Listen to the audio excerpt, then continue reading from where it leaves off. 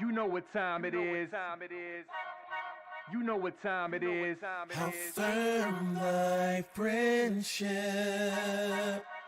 Oh, how you know what time it is. I'm brawl with them boys of the fall. You know what time it is. On the ground with a nose for the ball. You know what time it is. Blood, sweat, and them tears for this game. Leaving it all out on the field with no fear for you lames. Yeah, you know what time it is. Come brawl with them boys of the fall. Covered in gray and scarlet, massive, stiff arms to your jaw. We breaking it. We sick of seeing you clowns with the crown. We taking it.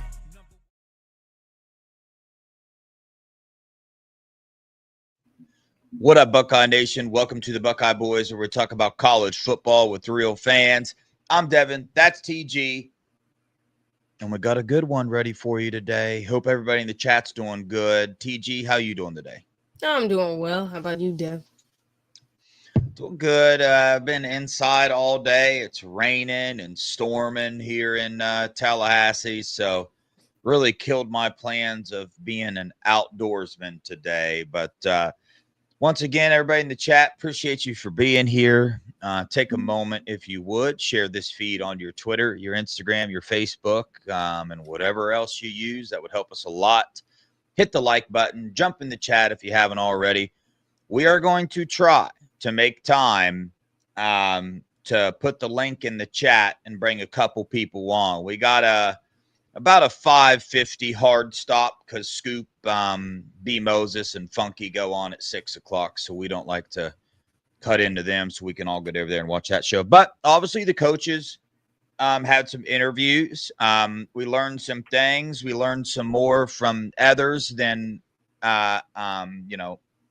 different coaches. But we're going to dive into some bullet points of what we heard. Well, when we get to Larry Johnson, obviously, we'll have a little bit more to talk about because some very interesting things were said in that one. But starting off with Keenan Bailey, a couple things that I took out of his conversation was Christian Bennett stepping up and being the leader and how long he's been here. And as of right now, when asked about who the leader was in that tight end room, it was Christian Bennett. That's something I alluded to a while back, so that's been kind of known. And another interesting thing, Keenan Bailey, all these coaches, they just kept hitting on. They were asked about recruits and new players and all that, and he kept hitting on culture fit. Number one thing, right, when it comes to recruiting, and whether Max Clare, that's where that got brought up. Is Max Clare going to be a Buckeye? Not what is he, a culture fit? And then obviously most of the coaches, Keenan Bailey really hit on Billy Fessler being a genius, is what he said. So did you take away anything else from Keenan Bailey? The one thing I took away from him, from his whole interview, is he is the perfect coach for this team. As far as what he's trying to do with the tight end room, establishing a culture. I love what he said about the tight end room. I love what he said he wants out of these guys. I love what he said the entire time. One of the more interesting things he actually also talked about was his time with both Ryan Day and Brian Hartline, when he said, name another coaching staff that's been around for as long as those guys have been together. Name another one. You can't, really. Yeah. So I honestly said, taken away from his interview, is that the chemistry in this coaching room, in the coaches circle, even with guys that are new here, the chemistry is just unbelievable, really. And some of these guys haven't even known each other for as long as everybody else. So that's what I took away from it. Yeah. Ryan Day's doing a phenomenal job. You heard that with all of them, man. Like I said, I don't want to jump ahead to what all of them said, but we'll get to that. Next, James Laurinaitis got up there. A couple things I took from it. Sonny Styles began to become a vocal leader. And also Arvo Reese, we have to start calling him something different. I kept hearing him say Veli. I guess Arvo Reese's name is Veli now. So Arvo Reese is going to be referred to as Veli. Yeah. They're really trying to get him to get out of his shell as far as leadership goes. And James Laurinaitis stuck him with Cody Simon on the road all last year to prepare him for this year, to become a leader, to become a professional, and to get out of his shell as far as leaders go. And then obviously, if you watch the Buckeye Boys, you know that this news was reported quite a while ago. I guess it didn't really get caught on then, but everybody's talking about it now, and that's that James Laurinaitis brought up that C.J. Hicks is being moved around everywhere. One interesting thing James Laurinaitis said when he heard Matt Patricia was our defensive coordinator, the first thought in his head was C.J. Hicks. I found that wild, right, and exciting as well for the potential that C.J. Hicks has, because James Laurinaitis also said C.J. Hicks is a player that a defense can be built around. Listen to that statement coming from James Laurinaitis. That's a big statement. That's a lot of weight to be put on C.J. Hicks. He also says Matt P is organized, detailed, good communicator. And he kind of alluded to Matt P has that same excitement that Chip Kelly brought in when he became a coach, because Matt P had a year off. Chip Kelly was a head coach. So Matt P's excited to get back into it. Also, another little piece of information, Sonny Styles will be taking about 50% of the reps off for like the spring ball to kind of give them a break, and they'll focus more on the younger people. But that's what they said about the spring showcase too, is it's going to be more about the younger guys than it'll be the older. The older guys will do something, but it just won't be the spring showcase. Yeah. So James Laurinaitis, did you take anything else from him? Yeah, as a matter of fact, I'll say that I took away from him is what he wants out of the linebackers. Basically, what he said about the linebacker room is the potential that's there. He is super excited about what is gonna happen with the linebacker room. And he even and the other thing I took away is what he said about CJ Hicks when it came to Matt Patricia, because he said when Matt Patricia was first hired, the first guy he thought about was CJ Hicks, knowing how much CJ Hicks would benefit from a guy like Matt Patricia, how creative and what he can do with a player like CJ. And I know for a fact that Matt Patricia looked at CJ Hicks and said, well, I can do something with this kid. I can do something with him. Yeah. And we're going to get into CJ because Larry Johnson actually talked about where he is right now. Yeah. We'll get it. I'm saving Larry for last because I've got some things to say. So yeah. Matt G next. Matt G said Leroy Roker is one of the most improved guys on the team. So keep an eye out. He said physically will not recognize this kid and what he's doing. He was talked about last offseason how athletic he is and how he can be moved around on the field, different positions. Excited about that. He talked about the nickel position being Lorenzo Styles and Jermaine Matthews. So interesting there. We're all kind of wondering, hey, Devin Sanchez, Iggy, where's everybody going to be playing? What's going on here? Interesting. Jermaine Matthews got brought up. Well, we know he was brought up last year as well, but he's still in the mix for possibly being that nickel position. Matt also talked about there's just so many players, man. They don't look at safeties and corners like us fan base do. Coach Walt and Matt G, they look at defensive backs. That's what they look at them as, and they can be moved around all over the field. So that was an interesting thing. Matt G talked about one of the things about Matt Patricia that he likes is he's extremely detailed.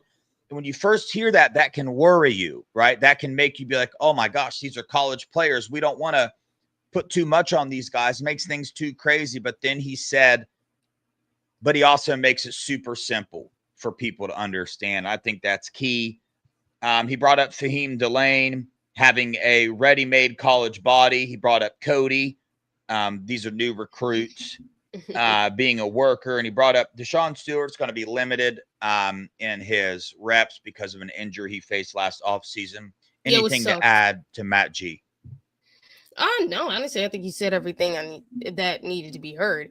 If anything, I'm actually excited when it comes to the nickel is that that new kid, Cody Had, that they brought in because he's such a hitter.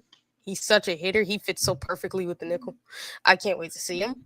And when it comes down to it, I'm actually interested to see who will be the nickel. Lorenzo, Jermaine, or Miles. Which one is it? Lockhart or Hertford? Yeah. There's a lot that could be moved around. And, I'm excited to see it. This whole team, it's like that. That's why I'm excited for this team, man, because all these coaches, they just kept saying it. Coach Locks, who we're going to talk about next, who officially, Coach Locke's my favorite coach on the coaching staff. Yes. He's got my vote. He's my favorite coach, hands down. I would biggest upgrade of kick coaching it with hires. that dude, get along with him, hang out with him. I love what he does. I'm going to dive into him. Talked about CJ, the back from West Virginia. He confirmed what I've known for quite some time. He's back. He's down to about 230. They're trying to get him to lose even more weight than that. So about 225 is where they want him. He's still learning. And Coach Locke, when asked about, who's the starters? What is going to happen? He said he has no idea. He's not giving nothing to nobody. And he reminded the fan base about TC Caffey. He brought up TC Caffey several times. Didn't say much about him, but he kept saying his name. And I found that interesting because last year before TC Caffey got hurt, he was in the run for going to be that third back. So instead of seeing James last year, we would have saw TC Caffey, I believe. TC Caffey's getting talked about a lot, so we'll see. And then another interesting thing, I might be stretching this a little bit, but I don't think I am, knowing what I know about Coach Alfrod before. But he said that the players in this room, they're not having a hard time, but they're getting smacked in the face a little bit because Coach Locke is truthful with them. He said it's taking some time for the players in this room to getting used to being told the truth. To me, I take it to the next step. It goes to show you what the previous coach, some of the things he might have been saying to people, promises made, all this different things. So that's me digging in an extra step, knowing some details I know about our old fraud of a coach that we had. Told he was a pretty lazy coach and whatnot. Not surprised. Coach Locke said Bo Jackson, 6 foot, 200, super excited about him.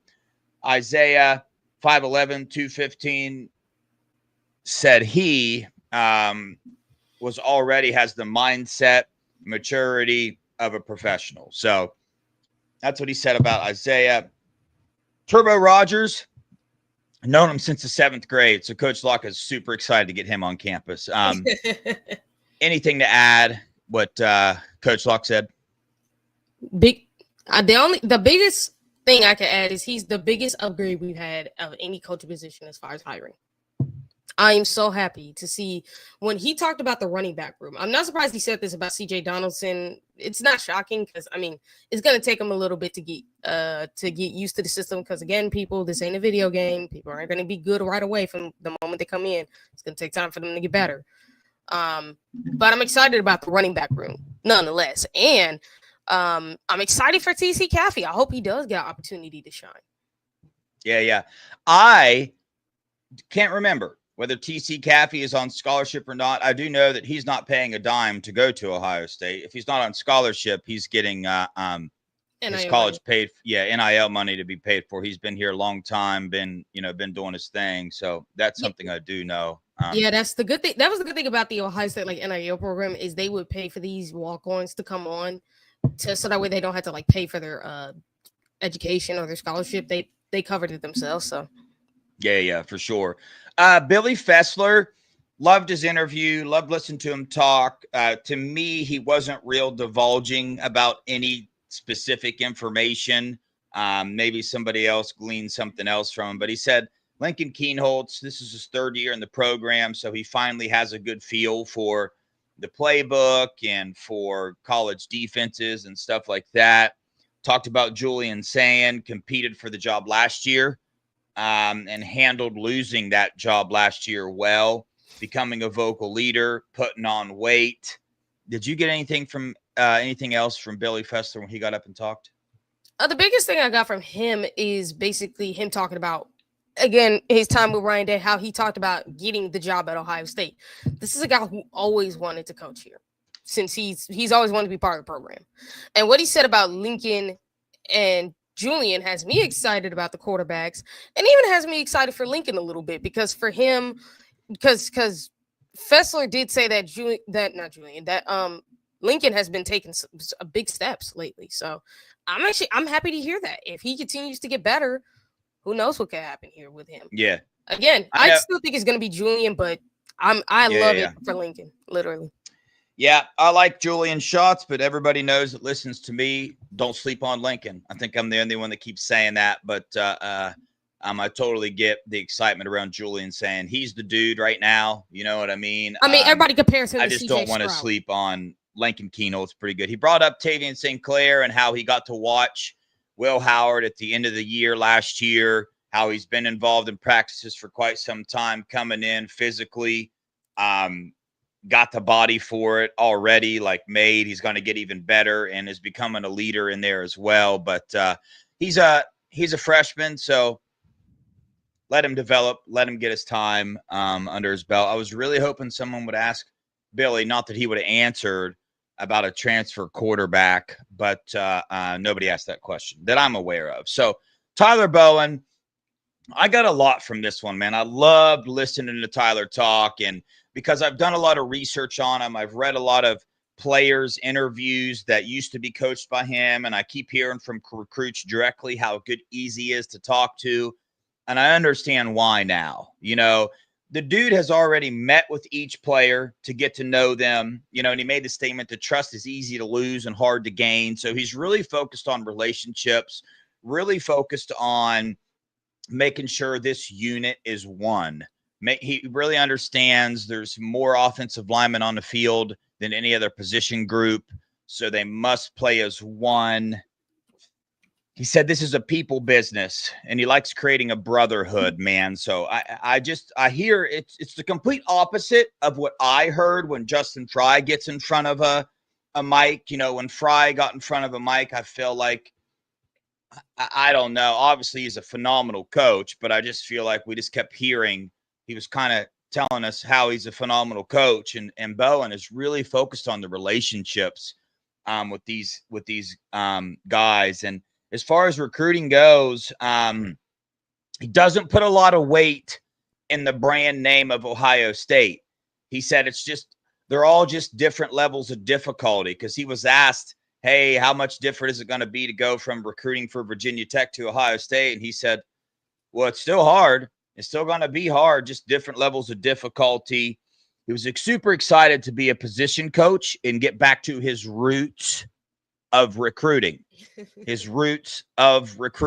So I say that again. I've been really hounding on Tyler Bowen and getting excited. I know Adam Guthrie and other players are committing to Clemson. Calm down. We're going to be fine. Adam Guthrie would have been a great get. Love him. Yeah. He's going to be a heck of a ball player, but we're in on tackles that are just as good, if not better, than Adam Guthrie. And I believe we're getting them. I think we're going to be really, really surprised with the offensive line recruiting this year. As far as the run game goes, he spoke about, him being the run game coordinator and different things like that, and how, you have to have a diverse run game, especially in today's college football. I loved hearing that. He really talked about looking at this position group as far as the offensive line, seeing what they can do well and utilizing that in their run game. That's what's going to decide their run game, what the team does well. And that kind of clicks with Matt Patricia's idea on defense. We'll get into that here in a minute. But he said he starts everything with the run game. Main focus, number one, no TFLs. That's a little bit obvious there. But he starts everything in his position group with personal relationships, building relationships. I feel like it's a little bit of I don't feel like it. I know it's a change from the last offensive line coach that we have, I believe. Your thoughts on Coach Bowen? Well, from a personality standpoint, he is different than Justin on the microphone. I think Justin has a good personality. It's just that he's not great in expressing it. That's the biggest thing. Secondly, I've always believed in Tyler, listening to him talk, even going back to his time at Penn State. So I really have nothing to add. It's not shocking to me from what I've listened to him. Yeah. I love it, man. Here we go. Matt Patricia. We could dive into this for days and days and days, but overall, dude. So he coached with Coach Walt back in the day, like 25 years ago at Syracuse. He said he's excited to get back in and influence young kids' lives. He's excited to get his family here. because he feels like college football is more family oriented than the NFL is. That's a part of it. He's excited to hear. He actually said he loves the recruiting process, which I like to hear. I mean, so if you listen to Matt P's interview, very long-winded. The dude can talk and talk and talk and talk and talk in circles. So you got to pay attention when that dude's talking, because very smart individual. He likes he doesn't have a certain scheme that he likes. You know, I know everybody 3-4, 4-3, all that stuff. He looks at the players first. He's going to look at these players, see what they're capable of doing, see what they're really good at doing. And that's how he's going to find out the type of scheme. I love hearing that, man. It's about what the players can do, not what scheme you think works best. So that's very exciting to hear. I love that, man. I'm excited for Matt Patricia and the rest of the coaching staff being able to be alongside him, learn from him. This is the Bill Belichick coaching tree that we're dealing with here. So boss move by Ryan Day. Your thoughts on Matt Patricia? I loved we could do a whole show on what Matt Patricia said, because I got a lot I could take away from that guy, but I'm not going to go deep into it. The one thing I would say is home run hire. Matt Patricia, I just love the fact that he adapts. I mean, he talked about it. He adapts to personnel. He did it all his time in the Patriots. He always did. So I love that. I hope we can keep it for the next 3 years to the point where we know, like, okay, the defense is set, and more importantly, he can help out with Tim. His relationship with Larry too, like, that's what was so great to me, is he has a relationship with a lot of coaches on the staff already. He knows Brian Hartline, he knows Tim Walton, he knows Larry Johnson, he knows James Laurinaitis, and him and Matt G are just now starting to develop a relationship. So I love that. Getting chemistry, already got a chemistry on the defensive side. You're getting chemistry with your safeties coach now. I love it. Yep. So I'll just be honest, everybody. I didn't get to watch all of the interviews. I didn't watch Hartline, Coach Walt, or Brian Hartline, so I don't have much to say on them. You already said Hartline. Did I? Yeah, you said his name twice. Oh, well, I didn't watch Ryan Day, Coach Hartline, and Coach Walt. Those are the ones I did not watch. The last one I watched was Larry Johnson. But first, TG, anything to say about Hartline, Day, or Walton? I got to say, Day, he talked about studying Nick Saban, like the approach that he's taking, and Nick Saban approach, he said he studied it. He literally studied it. I'm loving that. That's the biggest takeaway I took from this is you're studying how to be great, and he's not satisfied with one natty. He wants to win more. With Tim Walton, he was never upset. He knew that Ryan Day told him that because he was going to bring in an outside guy for the defense, but he was going to be more involved in the defense, and that it was going to be Matt Patricia. He was super happy about it because him and Matt, the great relationship, they knew each other from back in the NFL, and this could be a great way to help Matt Patricia come in and understand the defense they run and how he can help them even become better down the line as coaches. Like, he can really help this program. Yeah. With Brian Hartline, he even talked about basically his how he still wants to be involved with the wide receivers. Now, he's still going to do everything he can to focus on all the other players, obviously, but he's going to keep his hand in the receiver room to make sure that they're taught at the top notch. I can go deeper with Brian Hartline as well, but hey, the biggest takeaway I took is he's still gonna be involved with the wide receivers. He's learned a lot play calling. He's learned from Chip Kelly. I love it. I love the confidence he exudes because he was exuding confidence. Ryan Day even talked about it, where he brought up the fact that yes, he hired him in 2022. He promoted him, but he was still calling the plays because he wanted to try to help Brian, because there's a reason why he did that. He wanted to get Brian to be better as a play caller, wanted to help him become more part of it. That's also the other reason he brought in Chip Kelly, for that very reason. Yeah. So yeah. So I'm pretty much stoked to see what they can do, what this coaching staff can and will do. Yeah. Dude, man, thank you so much for the 50. That's a blessing, man. Appreciate the heck out of you.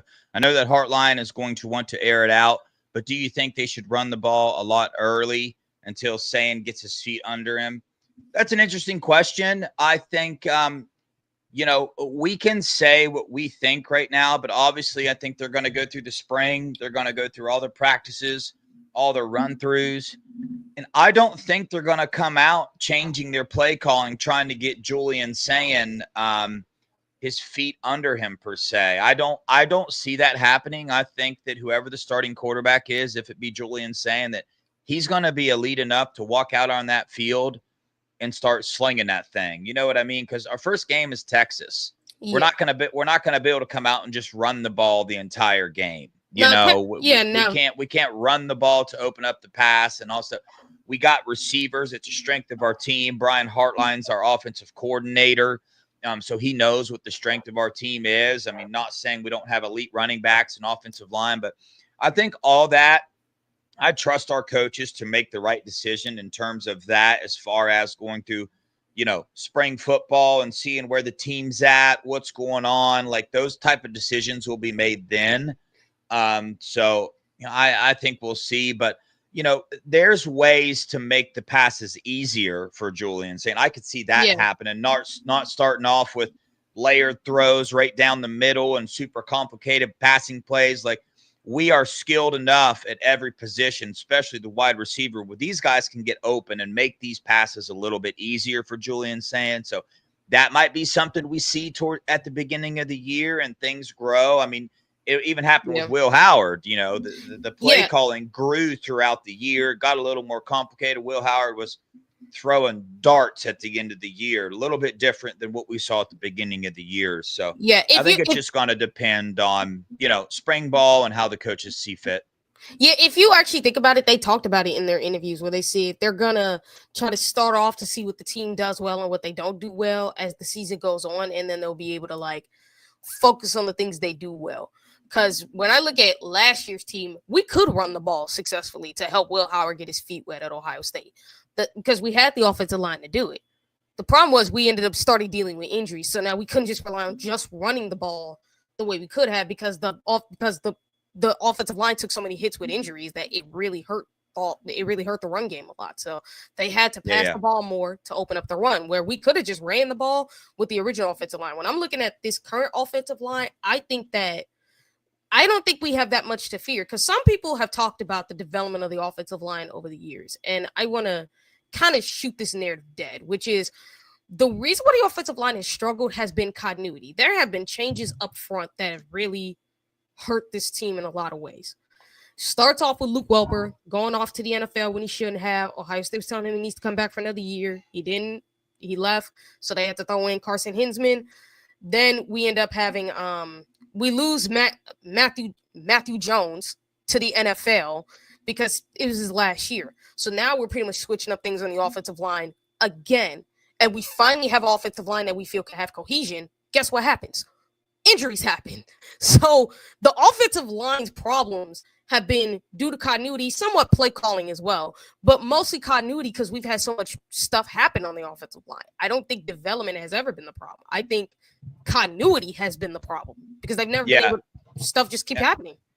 I like the way our offensive line is looking for sure. It's Tyler Bowen coming in, the people we got in the transfer portal, the recruits we're gonna get, the experience we have. It's going to be great. But we're going to dive into the thing I've been wanting to dive into, man. I'm pretty passionate about this now. I think it's time for Ohio State fans to have the back of our defensive line coach, Larry Johnson. And what do I mean by that? I mean, the first question this dude was asked was about how long is he going to stick around? Dude, I'm so sick of this freaking bull crap, dude. Like, get over yourself. Stop asking them the damn question about when the flippy's going to leave and this and that. Dude, move on with your life.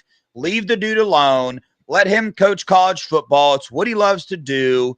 Stop making shit up about him.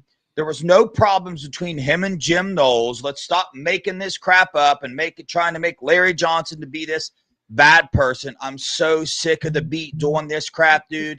And they kept it up with the same damn questions. Grow up, dude. Leave the dude alone. He's the freaking GOAT, man. Get over yourself. Yeah, well, you tried to shoot your shot and act like you knew Larry Johnson was going to retire. You tried to shoot your shot and act like you knew Larry Johnson was the issue. You're wrong. You were wrong. Let it go. You're wrong. It's okay to be wrong. Stop trying to ask more questions and convince people that you're right. You're wrong. Admit when you're wrong. Get over yourself, man. Larry Johnson's the GOAT, dude. He'll be here till God tells him to go on. You know what I'm saying? That's exactly what he said. But Larry Johnson, he shot all that stuff dead, man. Shot it dead. Said he just wants what's best for these players, man. There was never any issues between him and, Jim Knowles about what fronts to run 3-4. Was there conversations? Yes. But it all depends on the players that Ohio State has. And he said him and Jim Knowles just got, and you know what? I choose to believe Larry Johnson and the words that are coming up. You know how excited Larry was that somebody actually asked him this question to his face instead of talking behind his back the whole damn time? He was pumped, dude. He said, well, nobody ever asked me. I'm like, damn, Larry, you're right. Everybody just wants to keep talking behind your back, making you have to be the bad guy. Nobody ever asked you, bro. And he was pumped, so. Yeah, I'm not gonna lie. I do think there was tension between him and Knowles, but it wasn't like it's not about the front. It's not essentially what fronts to run. It's more so how the play calling was and how. Yeah, but he said, but TG, he said there was none. No, so that's what it is. I'm not talking about. No, I'm not talking about like as if they straight out hated each other. I'm talking about there were disagreements because remember what Denzel. Oh, for sure. There's disagreements on every coach on the staff. Like remember what Denzel Burke said about the Oregon game of what had happened, how Larry kind of, was kind of going at Knowles for what was that game plan. Not in a rude way, but you know what I mean as far as what was that? What was like that's what I'm talking about is it's not like as if they flat out like as if Larry flat out hated, Jim Knowles. It's more of he did not feel like the defense was helping out. The defensive schemes weren't helping out the defense, especially the D line, if you get what I'm saying. So I see where there was irritation there, but it's not like he flat out just forced this dude out the door. Yeah. It's sorry if I took that too far. I just was passionate about it. I mean, I've had those conversations about is there an issue between Larry Johnson and Jim Knowles and where's this issue at? Like I've dove into that. I've had those conversations, but it never felt right. I was like, there's no way, dude, that there are actually issues like this and we're going to win a national title. Something just wasn't clicking, man, because I just feel like certain people just made it to be that like there was a big time. Like there's been several times last year, this year, where, I mean, they made it a big deal, dude. They made it a big deal talking about Larry Johnson is really screwing with Jim Knowles and the defense that he wants to run. Like, dude, they made it a big deal a couple times. Trust me, I follow this stuff very closely. I know they did, and something just never felt right about it. So I'm not crapping on, I'm trying not to like crap on people that do that. I get it, man. In the moment you can, but at some point in time, enough's enough. Some point in time, it's time to move on, right? And just let somebody like what has Larry Johnson ever done to Ohio State?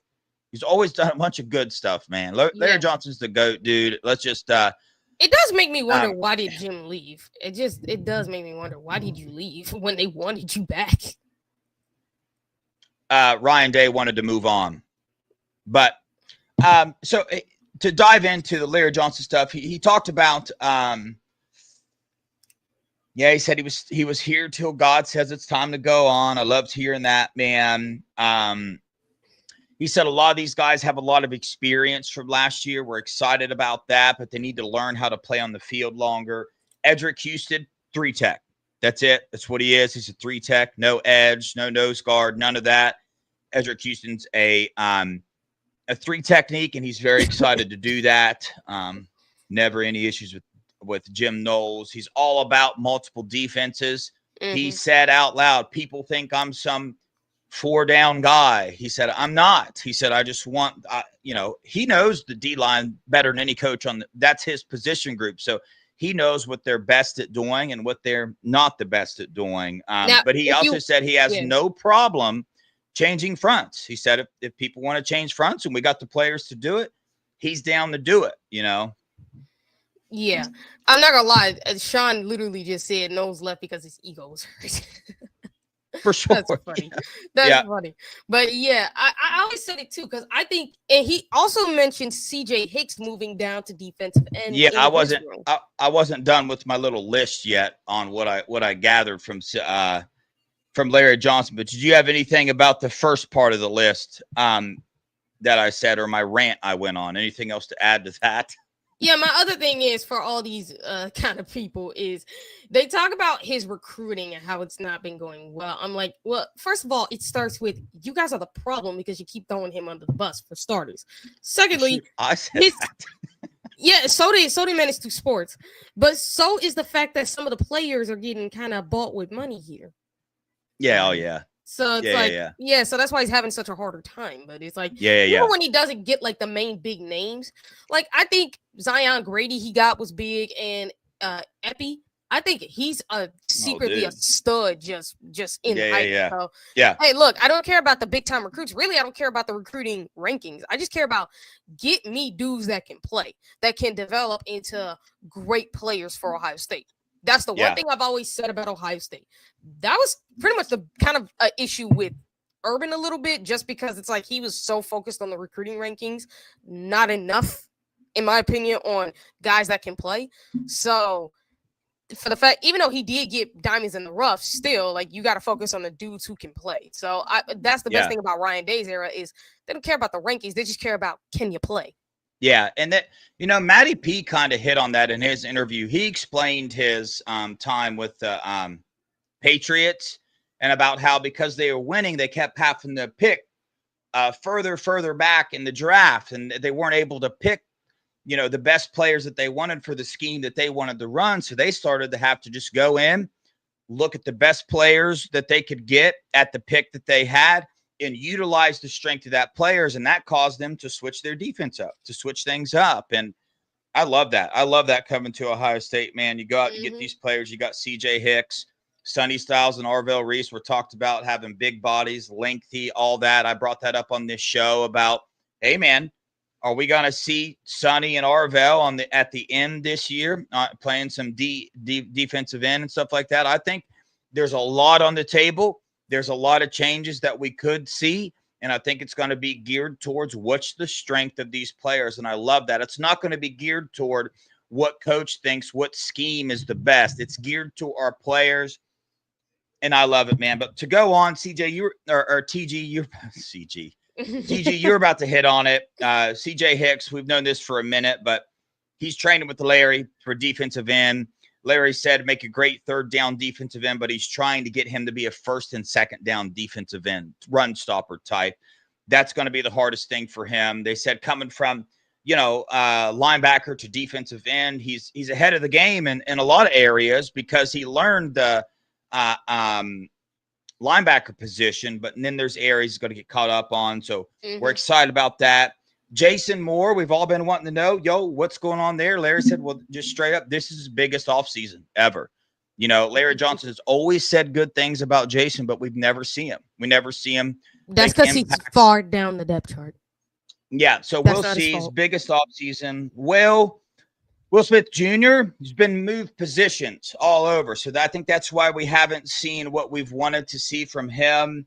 He went from 3-tech to nose guard. I believe he's at nose guard now. That's where they're going to keep him. So we'll see what he does this offseason. Kenyatta Jackson, they're really trying to get him to be a leader, more of a vocal leader this year and just a leader in the room. Logan, I don't know how many times I've said it, the aspect of Ohio State recruiting that us fan base know the least about, including myself, is the culture aspect of it. Are these recruits a culture fit? Larry Johnson said that was the biggest thing with Logan. He wanted to sit down and because he could watch his film and see that he can play. Yeah, he can play. Yeah, he can transfer from FCS to Big Ten, and he can do that. But is he a culture fit? Every coach that interviewed brought that up. They brought up culture fit. That starts at your head coach. It's why I love Ryan Day, man. Anything else about any players that Larry Johnson brought up or anything else that he said? Yeah, honestly, I'm not surprised he talks positively. I mean, he talked positively about Joshua Mickens, if people remember. I think if you have to know, these guys are just far down on the depth chart, so it just takes them a time to get on the field. This might be their time to finally start getting on the field, especially with Hero Canoe gone and Mitchell Melton gone, even though those guys are pretty much big losses because they would have been big-time contributors this year. There's a chance for these guys to step in and make a big play, make some big time headway. So I'm excited for Jason. I'm actually excited for Taiwan Malone because he also was talking positively about Taiwan, and people remember about how this kid's been going hard. So I can't wait to see that. So Yeah, I think we got time for a couple people to come on. You come on, give you about 5 minutes to say anything you want to say, talk about whatever you want to talk about. I put the link in the chat. Got to save a little time because we got the old, the book here with the free ticket. Is Steely here though? Because if he is, he's probably going to win. But got some questions prepared for y'all for that. But overall, I'm sure we'll throughout this week on our Monday, Tuesday, and Wednesday shows, we're going to dive into a lot more of what these coaches said. There's some things that, we can dive into a little sooner. Me and TG will jump on here and dive into Matty P and some of the stuff that he said. We'll dive into that more. But overall, this coaching staff, man, and what Ryan Day is doing, we finally got to see them. We finally got to hear them. And everything that I heard and saw from these guys backs up what we thought, at least. But the season will determine, and the play of the players on the field will determine, ultimately what they're bringing to this team. But as of now, everything fits, as in, hey, these are good hires. Tyler Bowen, Matty P, the raises, the position changes that he made to coaches. I'm loving all of it. But we got Tyler below. We're going to bring him on. He always comes on. I'm going to hear. Okay, what's the over and under? I guess you can't do an over and under on whether Tyler brings up scum cheating scandal. I'm going to say he does. I don't see it loaded. What up, Tyler? Dev, how you doing?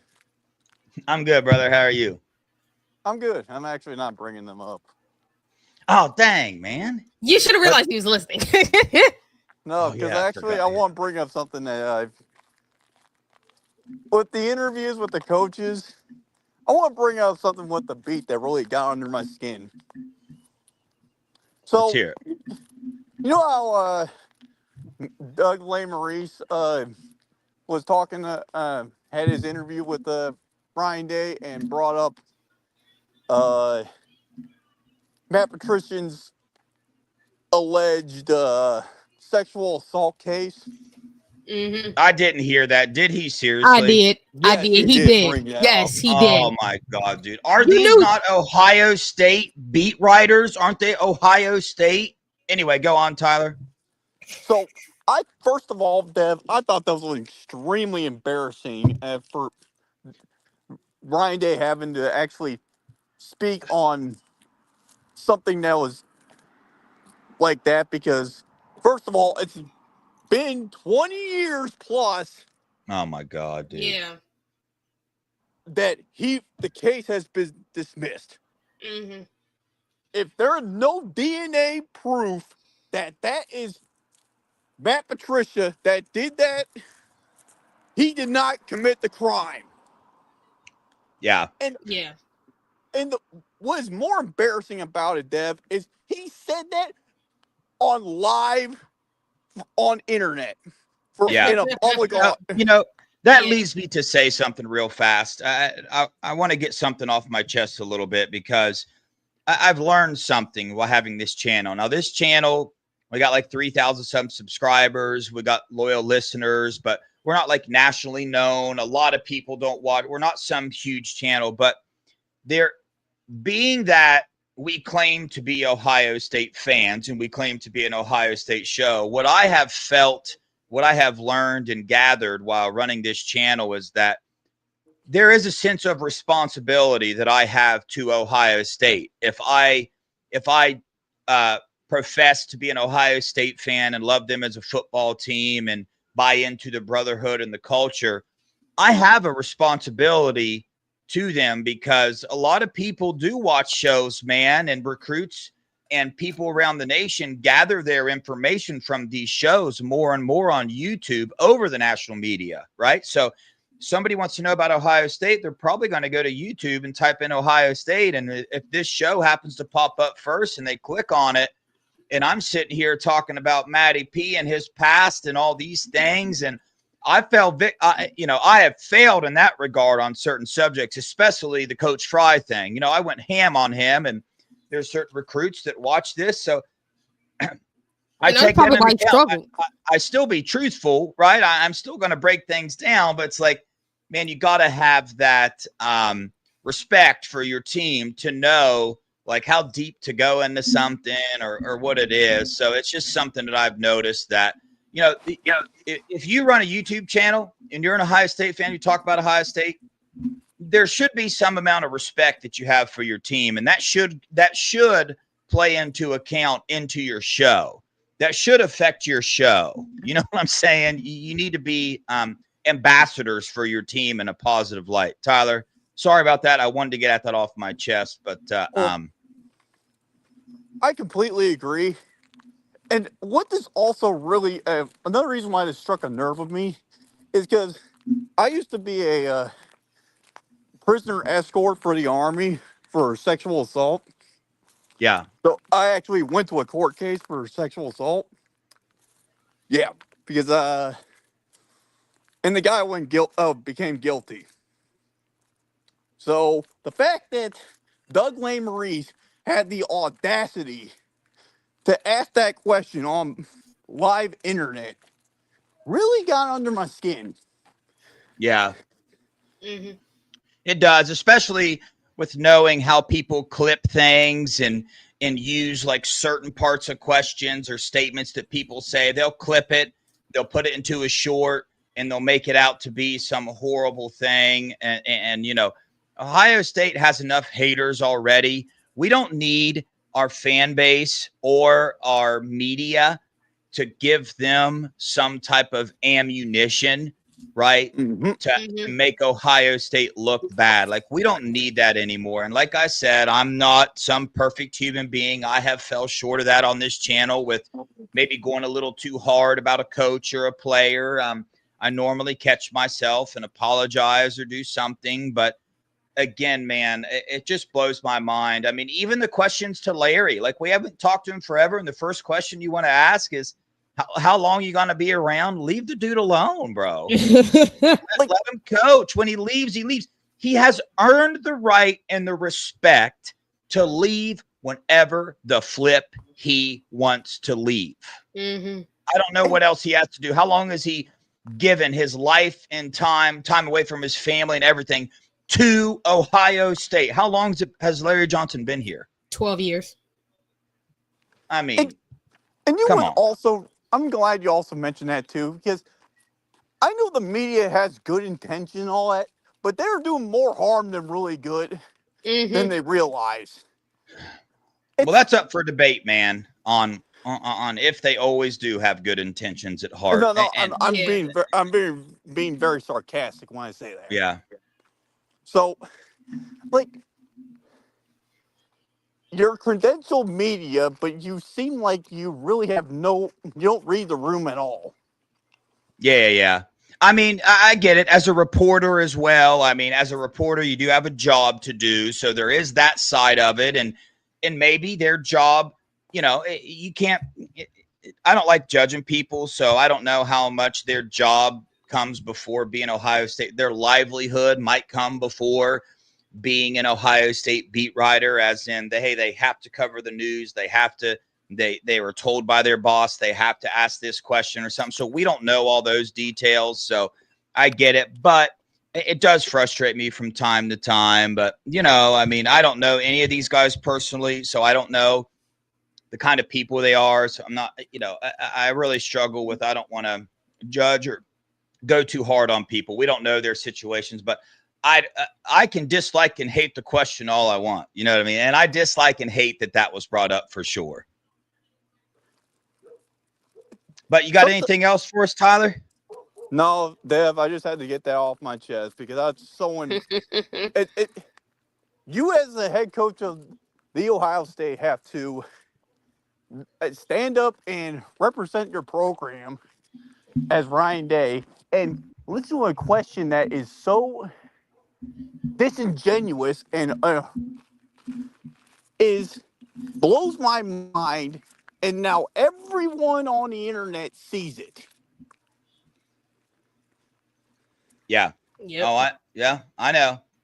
Yep, it's wild. Well, luckily, the actions and the fruits of Ryan Day's program outweigh any questions or any rumors or anything that could be said, because You can say all these bad things about, Ryan Day and the program and this and that, but I think the fruits of the labor from Ohio State prove otherwise. So ultimately, that's what matters, man. In this world we live in, I have a past galore, man. You Google me, I could have a lot of haters. I'm not that person anymore. Jesus changed who I am. There is not one part of old Devin that is living anymore. People can and do change, but we live in a world where your actions got to prove the words that you're saying. And when Ryan Day and the rest of the coaching staff say things, their actions back that up.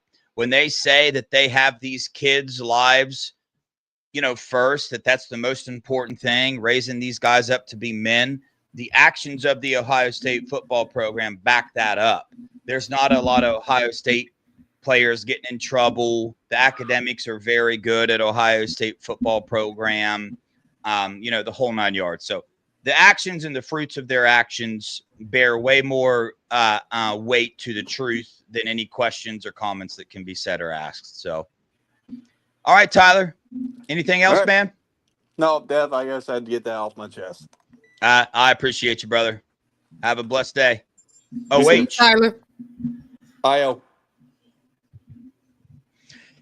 Yeah, sometimes I gotta check myself for my emotions. I'll get fired up and say things that because I've done things in my life I shouldn't, and I've moved on and become a better person. So you never know what type of day somebody's going through. But TG, you got anything to add or anything to say before we get into the trivia?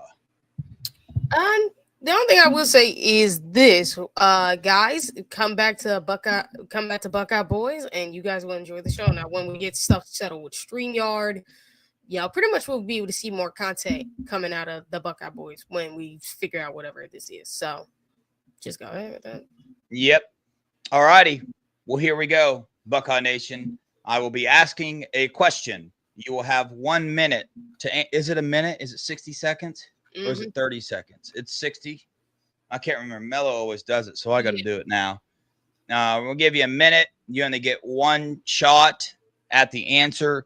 Whoever answers the question correctly that I see on my end first, because on your screen, it might show that you were the first one, but I have to go with who I see on my screen first.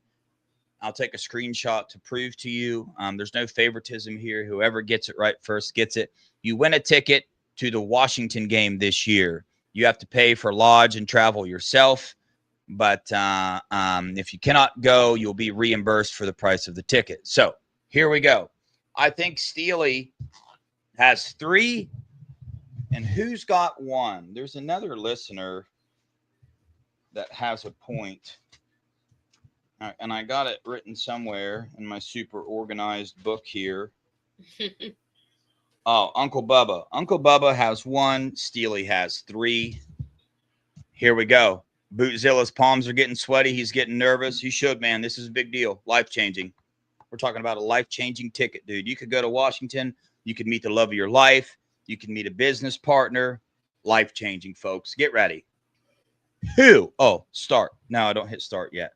Oh. Who did Ohio State beat for its first official win in the Big Ten?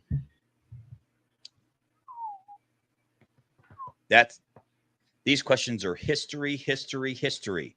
I would never have ever got this one right.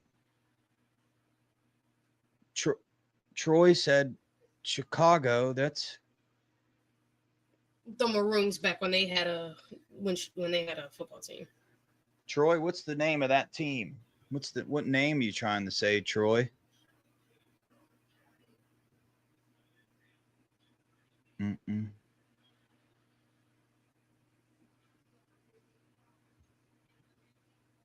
$20 seconds remaining. Mm-hmm. No, it's not the University of Chicago. Maybe I'll have to ask a new question because maybe I'm getting confused here. I'll tell you the right answer in about 5 seconds. At least that this book says. Maybe they were called something else back in the day. Time is up. The answer is Northwestern. Did somebody say Northwestern? Did Northwestern used to be called the University of Chicago? No, nobody said No. it. I didn't see it. Nobody got it. No, Somebody said, oh, dang, the natural. Yeah, you did. You got it. Northwestern. I see Sorry, it I now. didn't see that. Oh yeah, I see it now. I didn't see it Yeah. before. I'm like the Dang, that comments was were just rolling difficult. past. You fast. did get it. Yeah. Somebody said, how'd the chat know that she got it right before I was even saying the answer? Yeah, good job. The natural. Got it. Northwestern. Look, I'm going to ask this other question. This one's just for fun. In which season did Ohio State claim its first Big Ten championship? What year? This one's for fun. What year?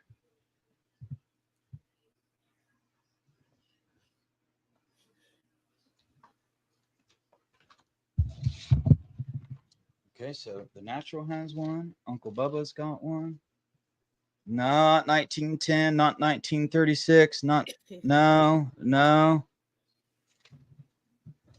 It's after 10. There you go. Blue Wolverine got it right. 1916. Good job, Blue Wolverine. Freaking just coming up in out of nowhere, dude. Got it. All right. So we got Steely's got 3. Uncle Bubba's got 1. And the Natural has 1 as well. Let me write this down real fast. All righty. Well, everybody, we appreciate you. And then, obviously when I find the winner of this, I will search you out, gather your information from you. I'm going to reach out, but it's going to be 2 weeks before the Washington game. Whatever day that is, I should figure it out, but that's going to be the last time we ask a question, and it'll be the last time. So hopefully it's close, and there'll be like 3 people tied. There will be bonus questions. I should have done that today. That should have been a bonus question, but I didn't say it. Bonus questions will count as 2. It'll just be random when I do it. But TG, any closing thoughts? No, other than just I can't wait for the season to start. Yeah, I'm excited, man. I'm excited for this team, new coaching staff, new quarterback, the whole 9 yards. In a lot of ways, come out looking like a completely different football team. I expect it to, but we got a lot of young, new talent that we've never seen on the field. Excited to see what they can do, man.